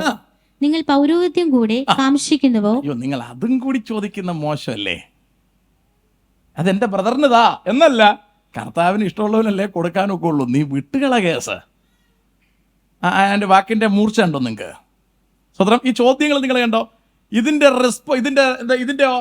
റിവേഴ്സ് ചോദ്യങ്ങളാണ് ഈ കോരഹിൻ്റെ മക്കൾ സങ്കീർത്തനത്തിൽ ചോദിക്കേണ്ടി വന്നത്. കർത്താവേ, നീ എന്താ തിരിഞ്ഞിരിക്കുന്നത്? നീ എന്താ ഉറങ്ങിക്കിടക്കുന്നത്? ഇവിടുത്തെ ചോദ്യം കണ്ടോ? ഇവൻ്റെ അപ്പനോട് ചോദിക്കുക, നീ എന്തിനാ പൗരോഹിത്യം കയറി പിടിച്ചത്? നിനക്കിത് പോരായോ? അവൻ്റെ തലമുറയുടെ വെള്ളം കുടിക്കുന്നുണ്ടോ? ആ കണക്റ്റിംഗ് ലിങ്ക് കൂടി കിട്ടുന്നുണ്ടോ? ഇത് നമ്മൾ കാണണം. ഇത് കാണിക്കാതിരിക്കരുത്. അപ്പം ഡയറക്റ്റ് പുരോഹിതനടുത്ത് ചാടിയപ്പോൾ പുരോഹിതൻ കാര്യം പറഞ്ഞ് കാല് പിടിച്ചിട്ട് അവൻ മാറി കൊടുത്തില്ല. അവൻ്റെ തലമുറ ദീർഘവർഷങ്ങൾക്ക് ശേഷം മരുഭൂമി കിടന്ന് നിലവിളിക്കുകയാണ്, കർത്താവേ, നീ ഉറങ്ങിപ്പോയോ? നമ്മൾ ഡീസൻ്റ് ആണ്, നീ എന്താ ചെയ്യാത്തതൊന്നും? തൽക്കാലം ചെയ്യാൻ പറ്റില്ല. ഞാൻ പറയുന്നത് മനസ്സിലാകുന്നുണ്ട് നിങ്ങൾക്ക്? വായിച്ചുവിട് സമയമില്ല. ഇത് ഹേതുവായിട്ട് നീ നിന്റെ കൂട്ടുകാരൊക്കെയും യഹോവയ്ക്ക് വിരോധം ആ വാക്കാണ് പ്രധാനം. യഹോവയ്ക്ക് വിരോധമായി കൂട്ടം കൂടിയിരിക്കുന്നു. യഹോവയ്ക്ക് വിരോധമായി കൂട്ടം കൂടിയിരിക്കുന്നു. നിങ്ങൾ അഹരോന്റെ നേരെ പിറുപിറുപ്പാൻ നിങ്ങൾ ഉപദേശിയുടെ നേരെ എന്ന് പറഞ്ഞാൽ പുരോഹിതന്റെ നേരെ പിറുപിറുപ്പാൻ തക്കവണ്ണം അവൻ എന്തുമാത്രമുള്ളൂ. അവൻ പാവല്ലടാ, അവനായിട്ട് കയറിയതല്ലടാ, അങ്ങ് കർത്താവ് പിടിച്ചിരുത്തിയതാണടാ. നിങ്ങൾ ചെന്ന് അവനെതിരെ പറഞ്ഞാൽ ദൈവത്തിനെതിരെ പറയുന്നതാവും. ദൈവത്തിനെതിരെ ഇത് വലിയ റിസ്ക് ഉള്ള വാക്കാണ്. ഈ വാക്ക് ശ്രദ്ധിക്കണം. ഞാൻ അടുത്ത പ്രസംഗത്തിലും ഇതൊന്ന് കണക്ട് ചെയ്ത് വരും. ഇതേ മീനിങ് ഒന്ന് കൂടി വരും. ഈ സാധനമല്ല, ഇതേ മീനിങ് എന്ന് പറഞ്ഞാൽ ദൈവത്തിന്റെ നീതിയിൽ അഹരോനെ പൗരോഹിത്യം ഏൽപ്പിച്ചിരിക്കുകയാണ്. ഒരുത്തൻ ചെന്ന് അത് ചോദ്യം ചെയ്താൽ ദൈവത്തെയാണ് ചോദ്യം ചെയ്യുന്നത്. നമ്മൾ ഹയർ അതോറിറ്റിയാണ് ചോദ്യം ചെയ്യുന്നത്. അതാണ് ഇവിടുത്തെ ചോദ്യം വന്നത്. അതാണ് ഈ പോലീസുകാരൊക്കെ നമ്മൾ റോഡിൽ വെച്ച് എന്തെങ്കിലും പറഞ്ഞു കഴിഞ്ഞാൽ അവരുടനെ തോന്നുന്നു ഔദ്യോഗിക കൃത്യ നിർവഹണത്തിന് നമ്മൾ തടസ്സം ചെയ്തെന്ന് വേറൊരു വാക്പത്രം അത് പറഞ്ഞു കഴിഞ്ഞാൽ നമ്മൾ കുറ്റക്കാരായി. ഓഫീസർമാരാണ് നമ്മൾ കുറ്റക്കാരായി. മനസ്സിലുണ്ട്? അവരുടെ ജോലിയെ തടസ്സപ്പെടുത്തി എന്ന് പറയും. അതാണ് ഇവിടുത്തെ സംഭവം. അഹരോനെതിരായി ജനം ഒരുമിച്ച് വന്ന് കൂട്ടം കൂടിയപ്പോൾ മോശയ്ക്ക് മനസ്സിലായ സംഭവം പ്രശ്നമാണ്. മോശ കാല് പിടിച്ചിട്ട് പറയുകയാണ്. അതാണ് കവിണ് വീണെന്നുണ്ടെ കാല് പിടിച്ചിട്ടുണ്ടാ ദൈവത്തിനെതിരായിട്ട് സംസാരിക്കുക. നീ അഹരോൻ്റെ അടുത്ത് നിന്ന് എന്ത് പറയാണ്ടിരിക്കുന്നു? അവൻ ഒരു കാര്യമില്ലാത്തവനാണ്. അവൻ്റെ അടുത്ത് നിന്ന് പറഞ്ഞിട്ട് ഒരു കാര്യമില്ല. അവന് പൗരോഹിത്യത്തിൽ ഇറങ്ങിത്തരാൻ പറ്റത്തില്ല. അവന് കർത്താവിന് അടി കിട്ടും. നിങ്ങൾക്ക് മാറി തരാൻ പറ്റത്തില്ല, അടി കിട്ടും. നിങ്ങൾ ദയവ് ചെയ്ത് പ്രശ്നം ഉണ്ടാക്കരുത്. നിങ്ങൾ ധൂപം എടുത്തോണ്ടോ, നമുക്ക് ധൂപം കാട്ടാം. അവർ കേൾക്കുന്നില്ല. താഴോട്ട് വായിക്ക്. പിന്നെ മോശെ ഏലിയാവിന്റെ പുത്രന്മാരായ ദാഥാനെയും അബീരാമിനെയും വിളിപ്പാൻ ആളയച്ചു. അതിനവർ ഞങ്ങൾ വരികയില്ല, മരുഭൂമി ഞങ്ങളെ കൊല്ലുവാൻ നീ ഞങ്ങളെ. യവന്റെ 2 സഹോദരന്മാരെ വിളിച്ചു പ്രശ്നം ഒന്ന് സോൾവ് ചെയ്യാൻ വേണ്ടി. അപ്പൊ അവന്മാർ പറഞ്ഞു നമ്മൾ വരത്തില്ല, നിങ്ങൾ വെച്ച് അനുഭവിച്ചോ. കാര്യം ഇതിന്റെ ബാക്കിൽ അവന്മാരൂടെ ചേർന്നാണ് 250 ഇളക്കി വിട്ടതെന്നാണ് എനിക്ക് തോന്നുന്നത്. അപ്പൊ അവന്മാർ ബാക്കിൽ എന്നിട്ട് പറഞ്ഞു നമ്മൾ വരില്ല. നൈസായിട്ട് യവന്മാരൊക്കെ മാറി. എന്നിട്ട് അവൻ 2 ഡയലോഗും കൂടെ പറഞ്ഞു. വായിക്ക്. നീ ഞങ്ങളെ പാലും തേനും ഒഴുകുന്ന ദേശത്ത് നിന്ന് കൊണ്ടുവന്നിരിക്കുന്നത് പോരാഞ്ഞിട്ട് നിന്നെ തന്നെ ഞങ്ങൾക്ക് അധിപതിയുമാക്കുന്നുവോ? എവിടെ നിന്ന് അവർ വന്നത്? പാലും തേനും ഒഴുകുന്നിടത്തുനിന്നാണ് വന്നതെന്ന്. നക്കി തിന്നാൻ നല്ലുപ്പില്ലായിരുന്നു. ചുടുകല്ലുണ്ടാക്കാൻ, ഇഷ്ടിക ഉണ്ടാക്കാൻ വക്കോലിന്റെ കുറ്റി പറക്കൊണ്ട് നടന്നവന്മാരാണ്. അവന്മാർ പറയുന്നത് നീ ഞങ്ങളെ പാലും തേനും ഒഴുകുന്ന ദേശത്താണ് കൊണ്ടുവന്നത്, ഞങ്ങളെ വഴിയിലിട്ടിരിക്കുകയാണ്. ഞാൻ പറഞ്ഞു മനസ്സിലാകുന്നുണ്ടോ? നമ്മുടെ വർത്തമാനങ്ങളൊക്കെ ഇതുപോലാണ്. സ്തോത്രം. അല്ല, ഇന്നലെ എൻ്റെ അടുത്ത് ഒരാൾ പറഞ്ഞ പോലെ നീ ഞങ്ങളുടെ കുടുംബത്തെ തൊലച്ചു. എനിക്ക് ചിരി വന്നു. തൊലച്ച് വന്നതിനെ ഞാൻ ശരിയാക്കി കൊടുത്തതാണ്. അതിനെ പിന്നെയും കൊണ്ട് തക്കട പക്കട ആക്കിയിട്ട് എൻ്റെ അടുത്ത് വന്നതുകൊണ്ട് ഞാൻ തൊലച്ചെന്ന് പറഞ്ഞാൽ അതുപോലെയാണ് ഇവിടെ ആൾക്കാർ മോശം എടുത്ത് പറയുന്നത്. ഞങ്ങൾ പാലും തന്നെ ഒഴുന്നിടത്താണ് വന്നത്. നല്ല പരിപാടിയായി അല്ലേ? ആണി കൊണ്ട് ഊപ്പാട് വന്ന് കിടന്ന് നിലവിളിച്ചു. വചനം എങ്ങനെയാ പറയുന്നത്? അവരുടെ നിലവിളി കർത്താവ് കണ്ടു കണ്ടു കേട്ടു കേട്ടു. അവരോട് മനസ്സലിവ് ഉണ്ടായിട്ട് മോശം എടുത്ത് പറഞ്ഞാ ഇനി പോയി അവരെ വിളിച്ചോണ്ട് പോവാ. ഇവൻ വഴിയിൽ ഇറങ്ങിയിട്ട് പറയുകയാണ് നമ്മൾ നിലവിളിച്ചൊന്നുമല്ല, സന്തോഷ കണ്ണുനീര് വന്നുകൊണ്ടിരുന്നതാണ്. അവിടെ നിന്നാണ് നമ്മളെ വിളിച്ചോണ്ട് വന്ന് റോഡിൽ കൊണ്ടിട്ട് ഫുഡ് തരുന്നത്. കടപ്പക്ഷി മഞ്ഞം തിന്നോണ്ട് നിന്നിട്ടാണ് ഈ എല്ലിൻ്റെ ഇടയിൽ കയറിയിട്ടാണ് വർത്താനം. നിങ്ങളായിരുന്നു ദൈവമെങ്കിൽ എന്ത് ചെയ്തേനെ? ഈ ജനത്തെയൊക്കെ നടത്തിയിട്ടാണ് മോശയ്ക്ക് സ്വർഗത്തിൽ പോകാൻ പറ്റാതെ പോയത്. പാവം. 6 ലക്ഷത്തിന് നടത്തിയില്ലേ? ഞാനും ആലോചിക്കുകയാണ് അല്ലേ.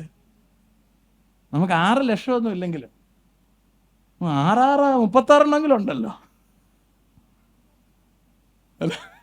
നമുക്ക് തിരിച്ചു തരാം.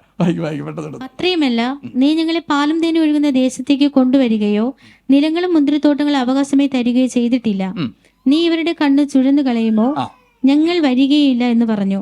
അപ്പോൾ മോശ ഏറ്റവും കോപിച്ച് അവൻ യഹോവയുടെ അവരുടെ വഴിപാട് കടാക്ഷിക്കരുതേ, ഞാൻ അവരുടെ പക്കൽ നിന്ന് ഒരു കഴുതയെ പോലും വാങ്ങിയിട്ടില്ല. മോശ കോരഹനോട് നീ നിന്റെ എല്ലാ കൂട്ടവും നാളെ യഹോവയുടെ സന്നിധിയിൽ വരേണം, നീയും അവരും അഹരോനും കൂടെ തന്നെ. നിങ്ങൾ രാവിലെ എവിടെ വരണം? നീ നിന്റെ കൂട്ടരും അഹരോനും എല്ലാവരും കൂടെ യഹോവയുടെ സന്നിധി. നമുക്ക് കോടതിയിൽ വെച്ച് കാണാന്നല്ല, യഹോവയുടെ സന്നിധിയിൽ വരണം എല്ലാവരും. വായിക്കേ. നിങ്ങൾ ഓരോരുത്തൻ താന്റെ ധൂപകലശം എടുത്ത് അവയിൽ ധൂപവർഗമിട്ട് ഓരോരുത്തൻ ഓരോ ധൂപകലശമായി 250 കലശവും യഹോവയുടെ സന്നിധിയിൽ കൊണ്ടുവരുവിൻ. എല്ലാവർക്കായിട്ട് ദൈവത്തിന്റെ അടുക്ക വരാം അല്ലെ. ഇന്നലൊരു വിഷയത്തെ ഞാൻ സംസാരിക്കുമ്പോൾ അവർ പറയാണ് എന്നെ കൂടെ കൂട്ടുപ്രതിയാക്കാൻ. അത് കൊള്ളാം, അത് ഇഷ്ടപ്പെട്ട എനിക്ക്. സംസാരിക്കുമ്പോൾ വഴി നിൽക്കണേ എന്നെ കൂടെ കൂട്ടുപ്രതിയാക്കാൻ അല്ലേ. ഇവിടെ കർത്താവ് വിളിക്കുന്നത് വാ യഹോവയുടെ സന്നിധി വാ. ആരും വരാൻ തയ്യാറല്ല. ഞാനും എല്ലാവരും വിളിക്കുന്നത് അങ്ങനെയാണ്. വാ യഹോവയുടെ സന്നിധി വാ, പ്രാർത്ഥിക്കുക, കർത്താവ് വിടുതൽ ചെയ്യും. യഹോവയുടെ സന്നിധിയിൽ മുട്ടുമടക്കിയിട്ട് ആരും പരാജയപ്പെട്ടു പോയിട്ടില്ല. സ്വതന്ത്രം. പക്ഷേ യഹോവയുടെ സന്നിധിയിൽ ഇരിക്കേണ്ട രീതിക്ക് ഇരിക്കണം. അതിന് വേറെ ഇതൊക്കെ ഉണ്ട്, പോരൊന്നും നടക്കൂല. DGPയെ കാണാൻ വേണ്ടി നിങ്ങൾ ചെല്ലുകയാണ്, അതിനകത്ത് നിന്ന് നിങ്ങൾ ഗെയിം കളിച്ചുകൊണ്ടിരിക്കുമോ? മൊബൈൽ കൊണ്ട് കയറാൻ സമ്മതിക്കില്ലല്ലോ. ഇന്നലെ നമ്മൾ കമ്മീഷണറെ കാണാൻ പോയത്, അവിടെ ചെന്നപ്പോൾ എൻ്റെ ഫോൺ ഇങ്ങനെ പോക്കറ്റിൽ കിടക്കുകയാണ്. ഉടനെ അവിടെ പറഞ്ഞ് എടുത്ത് തിരിച്ചു വെക്കാൻ പറഞ്ഞു. ഞാൻ റെക്കോർഡ് ചെയ്യുന്നതാണ് അവർ വിചാരിച്ചത്. അടുത്ത് തിരിച്ചു വെപ്പിച്ചു. സാർ അന്ന് ഉദ്യോഗത്തിലാണ്, സാറിന് അതിനകത്ത് കയറ്റിയത് പോലുമില്ല. ഇപ്പോൾ സാർ വന്നാൽ സാറിന് കയറാം. അന്ന് സാറ് കമ്മീഷണറുടെ താഴത്തെ ഓഫീസറായിട്ട് സാറിന് കയറാക്കൂല. എനിക്ക് പുറത്തുള്ളവനായിട്ട് കയറാം, പക്ഷേ മൊബൈലിൽ അവർ പറയുമ്പോൾ വയ്ക്കണം. ഞാൻ ഇതിനകത്ത് പോയി, എന്താ നിയമസഭയ്ക്കകത്ത് കൊണ്ടുപോകാൻ സമ്മതിക്കില്ല അവർ. മേളിൽ നിന്നെടുത്ത് മറ്റവൻ്റെ തലയിൽ എറിഞ്ഞു കൊടുത്താലോ? ഇത്രയും പൈസ എടുത്ത് അവൻ്റെ തലയിൽ നമ്മളറിയോ? കല്ല് എന്നേ അറിയില്ലല്ലോ, പിന്നല്ലേ ഇത്. എന്നാലും അവരങ്ങനെ കണ്ണട പോലും നമ്മൾ കണ്ണിൽ നിന്ന് എടുക്കില്ലെന്ന് ഉറപ്പ് വരുത്തിയിട്ടേ അവർ തരത്തുള്ളൂ. അത്ര ഡിസിപ്ലിനാണ്. അപ്പോൾ ദൈവത്തിന് മുമ്പിൽ നമ്മൾ എങ്ങനെയൊക്കെ പോകണമായിരിക്കും? നമ്മൾ വിചാരിക്കുന്ന ഒരു സെക്യൂരിറ്റി ചെക്കപ്പ് ഇല്ലല്ലോ, എങ്ങനെയാണോ പോവാം?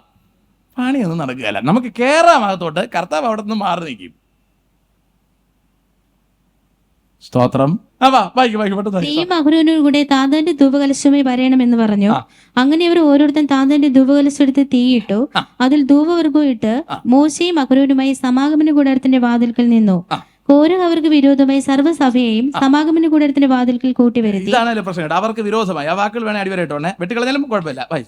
അപ്പോൾ യഹോവയുടെ തേജസ് സർവ്വസഭയ്ക്കും പ്രത്യക്ഷമായി. യഹോവ മോശയോടും അഹരോനോടും ഈ സഭയുടെ മധ്യ നിന്ന് മാറിപ്പോകുവിൻ. അങ്ങോട്ട് മാറിപ്പോയെ. യഹോവയുടെ മുമ്പിൽ വന്ന് നിൽക്കുന്ന അടുത്ത് പറയാണ്, അങ്ങോട്ട് മാറിപ്പോയെ. കഥ എന്ത് ചെയ്യാൻ പോവാണ്? മാറിപ്പോയെ. വായിക്കേ. ഞാൻ അവരെ ക്ഷണത്തിൽ സംഹരിക്കുമെന്ന് കൽപ്പിച്ചു. ഞാൻ കൊല്ലാൻ പോവാണ്. അയ്യോ, വായിച്ചോക്കേ. അപ്പോൾ അവർ കവിണ്ണു വീണു. കവിണ്ണു വീണ് സകല ജനത്തിന്റെ ആത്മാക്കൾക്ക് ഉടയവനാകുന്ന ദൈവമേ, ഒരു മനുഷ്യൻ പാവം ചെയ്തതിന് നീ സർവ്വസഭയോട് കോപിക്കുമോ എന്ന് പറഞ്ഞു. മോശ ഒറ്റ വീടകം കിടക്കണം. നേരത്തെ മറ്റവന്മാരുടെ കാലിൽ എഴുന്ന് പിടിച്ചു. നമ്മൾ വിചാരിക്കും ഇയാളെ കർത്താവ് നേതാവായിട്ട് എടുത്തതാണോ, കാല് പിടിക്കാൻ ജോലിക്ക് ഇറക്കിയതാണോ? ഇതുപോലെ പുതിയ നിയമത്തിൽ ഒരാൾ കാല് പിടിച്ചു നടക്കുന്നത് നിങ്ങൾക്ക് അറിയാമല്ലോ. അരയിൽ തോർച്ച ചുറ്റി കാല് ചെറുത്ത പിടിച്ചുകൊണ്ട് നടക്കുകയാണ്. അതുപോലെ പഴയ നിയമത്തിൽ കാല് പിടിക്കുകയാണ്. കോരഹിന്റെ കാല് പിടിച്ചു, ഒന്ന് പിൻവലിക്ക് പ്ലീസ്. കേട്ടില്ല. എന്നാ യഹോവയുടെ മുമ്പിൽ വരാൻ പറഞ്ഞു. യഹോവയുടെ മുമ്പിൽ വന്നപ്പോൾ ന്യായാധിപനായ ദൈവം വന്നിട്ട് പറയാ, മോശയുടെ അടുത്ത് അവരുടെ അടുത്ത് മാറിക്കൊള്ളാൻ പറഞ്ഞു. സ്വാഭാവികമായിട്ടും മോശയും അഹരോനും കർത്താവിനോട് ചോദിക്കാൻ വോയിസ് ഉണ്ട്. കർത്താവിനോട് ചോദിക്കുന്നതായിരിക്കാം, എന്താണ് പ്രശ്നം എന്ന് ചോദിക്കുമ്പോൾ പറയുകയാണ്, ഞാൻ അവന്മാരെ കൊല്ലാൻ പോവാണ്, മാറിക്കൊള്ളാൻ പറഞ്ഞു. ഒറ്റ വിഴക്കം കാലിൽ, കർത്താവെ ഒരുത്തം കുറ്റം ചെയ്തതിന് എല്ലാവനെയും കൊല്ലണോ? 250 കൂട്ടിയല്ലേ വന്നത്? അവൻ്റെ കൂടെ 250 ഉണ്ടായിരുന്നല്ലോ. അല്ല, അവരെല്ലാം വിളിച്ചോണ്ട് വന്നല്ലേ. ഇവൻ ഒരുത്തനാ പ്രശ്നക്കാരൻ. എല്ലാവരെയും കൊല്ലണോ കർത്താവെ? ചോദിച്ചു നോക്ക്, വായിക്ക്. അതിന് യഹോവ മോശയോട്, കോരഹദാതൻ അബീരാം എന്നിവരുടെ വാസസ്ഥലത്തിന്റെ ചുറ്റിലും നിന്ന് മാറിക്കൊള്ളുവിൻ എന്ന് സഭയോട് പറയുക. വേറെ ന്യായം ഒന്നും അവിടെ പറയാം. ഇതാണ് ഇതിന്റെ കർത്താവിന്റെ പ്രത്യേകത. കർത്താവ് വേറെ അതെ ഞാൻ ഇന്നാള് നോക്കിയപ്പോ ഇവർ രണ്ടുപേരും വർത്താനം പറയുന്നത് കണ്ടു. ഇതൊന്നും കർത്താവിന്റെ വിഷയമൊന്നുമല്ല. കർത്താവ് പറഞ്ഞു, ഇവിടെ മാറിക്കൊള്ളാൻ പറ. ആരുടെ നോക്കെ? കോരഹദാതൻ അബീരാം, അവരുടെ കൂടാരങ്ങൾക്ക് അടുത്ത് നിന്ന് നിങ്ങളുടെ ആൾക്കാരുണ്ടെങ്കിൽ മാറിക്കൊള്ളാൻ പറ. കണ്ടോ, വേറെ അവിടെ വർത്താനമൊന്നുമില്ല. വായിക്കേ. മോശ എന്നിട്ട് ദാതാന്റെ കണ്ടോ, മോശ പിന്നെ അവിടെ വർത്താനം പറയുന്നില്ല. മോശ പിന്നീട് അവിടെ, അയ്യോ സഹോദരന്മാരെ പ്ലീസ്, പിന്നെ അവിടെ വേറെ സോപ്പിടാൻ പോകുന്നില്ല, വർത്താനം പറയാൻ പോകുന്നില്ല. കാരണം ഒന്നും അവിടെ ഒക്കുകയല്ലെന്ന് മോശയ്ക്ക് മനസ്സിലായി. മോശ ചാടി എഴുന്നേറ്റു, ദാതാന്റെയും അബീരാമിന്റെയും അടുക്കൽ ചെന്നു. ഇസ്രായേൽ മൂപ്പന്മാരും പിന്നാലെ ചെന്നു. വിട്ടു. അവർ സഭയുടെ ഈ ദുഷ്ടമനുഷ്യരുടെ സകല പാപങ്ങളാലും നിങ്ങൾ സംഹരിക്കപ്പെടാതിരിക്കേണ്ടതിന് അവരുടെ കൂടാരങ്ങളുടെ അടുക്കൽ നിന്ന് മാറിപ്പോകുവിൻ. അവർക്കുള്ള യാതൊന്നിനെയും തുടരുത് എന്ന് പറഞ്ഞു. അവർക്കുള്ള യാതൊന്നിനെയും തുടരുത്. തൊട്ടാൽ പ്രശ്നമാവും. അവർക്കുള്ള യാതൊന്നിനെയും തുടരുത്. ഇതെല്ലാം വളരെ അർത്ഥം കുറിച്ച് സംസാരിക്കുകയാണ്. മനസ്സിലായോ? ഇതൊക്കെ ഗൗരവമായിട്ടുള്ള കാര്യങ്ങളാണ്. ഇതൊക്കെ നമ്മളെ ഈ പുതിയ നിയമത്തിൽ നമ്മളെ പഠിപ്പിച്ചെടുക്കേണ്ട കാര്യങ്ങളാണ്. പുതിയ നിയമമായിട്ട് മാച്ച് ചെയ്ത് ഒരുപാട് കാര്യം പറയാനുണ്ട്. പക്ഷേ നിർഭാഗ്യവശാൽ നമ്മുടെ മുമ്പിൽ അതിനുള്ള സമയമില്ല. അല്ലേ? ഞായറാഴ്ച ഞാൻ എടുക്കുന്ന കൂടുതൽ സമയമാണെന്ന് മൊത്തത്തിലൊരു പരാതിയുണ്ട്. ആ പരാതി അങ്ങനെ നിലനിർത്താനാണ് ഞാൻ ആഗ്രഹിക്കുന്നത്. അതെടുത്ത് കളയാനൊന്നും ഞാൻ ഉദ്ദേശിക്കുന്നില്ല. സ്വതന്ത്രം. വായിക്കേ. അങ്ങനെ ഇവർ കോരഹദാതൻ അബീരാം എന്നിവരുടെ വാസസ്ഥലത്തിന്റെ ചുറ്റിലും നിന്ന് മാറിപ്പോയി. എന്നാൽ ദാതാനും അബീരാമും പുറത്തു വന്നു. അവരും അവരുടെ ഭാര്യമാരും പുത്രന്മാരും കുഞ്ഞുങ്ങളും താതങ്ങളുടെ കൂടാരവാതിൽക്കൽ നിന്നു. അപ്പോൾ മോശ പറഞ്ഞത്, ഈ സകല പ്രവൃത്തികളും ചെയ്യേണ്ടതിന് യഹോവ എന്നെ അയച്ചു, ഞാൻ സ്വമേധയായി ഒന്നും ചെയ്തിട്ടില്ല എന്ന്. പുതിയ നിയമത്തിൽ യേശു പറയുന്ന സെയിം ടോപ്പിക്സ് ആണ് പറയുന്നത്. യേശു പറയുന്ന അതേ വാക്കുകളാണ് പറയുന്നത്. ഞാൻ സ്വതവേ ഒന്നും ചെയ്തിട്ടില്ല. കണ്ടോ, യേശു മോശയെ പോലെയാണ് വരുന്നത്. ഭയങ്കര ഗൗരവമുള്ള കാര്യമാണ്. ഞാൻ സകല പ്രവർത്തികളും ചെയ്യേണ്ടതിന് യഹോവ എന്നെ അയച്ചു, ഞാൻ സ്വമേധയായി ഒന്നും ചെയ്തിട്ടില്ല. വായിക്കേ, സകല മനുഷ്യരും മരിക്കുന്നത് പോലെ ഇവർ മരിക്കയോ. കണ്ടോ, അടുത്ത് പറയാ, സകല മനുഷ്യരും മരിക്കുന്നത് പോലെ സ്വാഭാവികമായി ഇവർ മരിക്കയോ, സകല മനുഷ്യർക്കും ഭവിക്കുന്നത് പോലെ ഇവർക്ക് ഭവിക്കുകയോ ചെയ്താൽ യഹോവ എന്നെ അയച്ചിട്ടില്ല. കണ്ടോ, മാന്യമായ മരണമാണ് ഇവർക്ക് കിട്ടുന്നതെങ്കിൽ യഹോവ എന്നെ അയച്ചിട്ടില്ല. അല്ല, സംതിങ് ഡിഫറെന്റ് സംഭവിക്കാൻ പോകുന്നെങ്കിൽ യഹോവയാണ് എന്നെ അയച്ചത്. അവിടുത്തെ അന്തരീക്ഷം നിങ്ങളൊന്ന് ആലോചിച്ച് നോക്കിയേ. മോശയുമായി കലിച്ച്, അഹരോനുമായി കലിച്ച് പുരോഹിതനാവാൻ പിടിച്ചു നിൽക്കുന്ന കോരഹും കുടുംബക്കാരും ഭാര്യമാരും മക്കളും ടീമുകളും എല്ലാം നിൽപ്പുണ്ട്. മറു സൈഡിൽ മോശയും അഹരോനും അവരുടെ ആൾക്കാരും. ഭയങ്കര പ്രശ്നം നടന്ന സ്ഥലമാണ്. ഈ പ്രശ്നം എല്ലാം കഴിഞ്ഞിട്ടാണ് രണ്ടുപേരെ അവിടെ കൊണ്ടെത്തിച്ച, ബാക്കി എല്ലാത്തിനും വഴിയിട്ട് കൊന്നത്. നമ്മൾ വിചാരിക്കും, എനിക്ക് ആൾക്കാർ ഈ എന്താ പറയുക, നിരീശ്വരവാദികൾ എനിക്ക് ഇഷ്ടംപോലെ ക്വസ്റ്റ്യൻ ഇടും. അപ്പോൾ അവന്മാർ ചോദിക്കുന്ന ചോദ്യമുണ്ട്, ഇതിൻ്റെ ദൈവത്തിന് കഴിവില്ലേടോ? 6 ലക്ഷത്തിനെ വിളിച്ചിറക്കിയിട്ട് എല്ലാത്തിനും വഴിയിലിട്ട് തല്ലിക്കൊല്ലാൻ ഇതെന്ത് ദൈവമാണ്? നിരീശ്വരവാദിയുടെ കണ്ണുകൊണ്ട് നോക്കിയാൽ അങ്ങനെ മനസ്സിലാവൂ. ദൈവത്തിൻ്റെ പക്ഷത്ത് നിന്ന് മര്യാദയ്ക്ക് നോക്കിയാൽ നമുക്ക് മനസ്സിലാവും ദൈവം എത്ര ഡീസൻ്റ്. ദൈവം ഒരു അനീതിയും കാണിച്ചില്ല. കാണിച്ചിരുന്നെങ്കിൽ മോശയെ നിശ്ചയമായിട്ടും കൊണ്ടുപോയനെ. മോശ, നീ മരിക്കണ്ട, നീ അവിടെ മരിച്ചാൽ മതി എന്ന് കർത്താവിന് പറഞ്ഞാൽ അവനെ കൊടുക്കേണ്ടത് 3 വരെ കൊണ്ടുവന്നെങ്കിൽ എന്നാ കുഴപ്പം? അഹരോനെ കൊണ്ടുവന്നതിന് എന്താ കുഴപ്പം?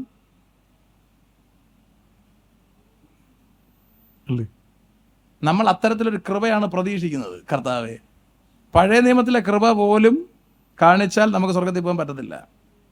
പുതിയ നിയമം അതിനേക്കാൾ സ്ട്രിക്റ്റ് ആണ്. നമുക്കെല്ലാവർക്കും വിശുദ്ധിയോടെ ജീവിക്കാൻ കഴിയും. നമ്മുടെ അഹങ്കാരം കൊണ്ടാണ് നമ്മൾ ഈ പോര് കാണിക്കുന്നത്.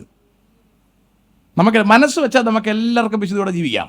ദൈവം അതിനുള്ള ഫുൾ സൗകര്യം തന്നിട്ടുണ്ട്, പൂർണ്ണ സൗകര്യം. സ്വതന്ത്രം. ഞാൻ അവസാനിപ്പിക്കുകയാണ്. താഴേക്ക് വായിക്കേ. എന്നാൽ യഹോവ ഒരു 31 സമയമില്ല. അവൻ ഈ വാക്കുകളെല്ലാം പറഞ്ഞു തീർന്നപ്പോൾ അവരുടെ കീഴെ ഭൂമി പിളർന്നു. ഭൂമി വായി തുറന്ന് അവരെയും അവരുടെ കുടുംബങ്ങളെയും കോരഹനോട് ചേർന്നിട്ട എല്ലാവരെയും അവരുടെ സർവ്വസമ്പത്തിനെ വിഴുങ്ങിക്കളഞ്ഞു. അവരും അവരോട് ചേർന്നിട്ടുള്ള എല്ലാവരും ജീവനോടെ പാതാളത്തിലേക്ക് ഇറങ്ങി ഭൂമി അവരുടെ മേൽ അടയുകയും അവർ സഭയുടെ ഇടയിൽ നിന്ന് നശിക്കുകയും ചെയ്തു. മതി, തൽക്കാലം ഇത്രയും മതി. ഞാൻ അവസാനിപ്പിക്കുകയാണ്. അതിൻ്റെ ക്യാപ്റ്റന്റെ മക്കളാണ് 44-ാം സങ്കീർത്തനം എഴുതുന്നത്. നല്ല ഡീസൻ്റായിട്ട് അവർ ജീവിച്ചു.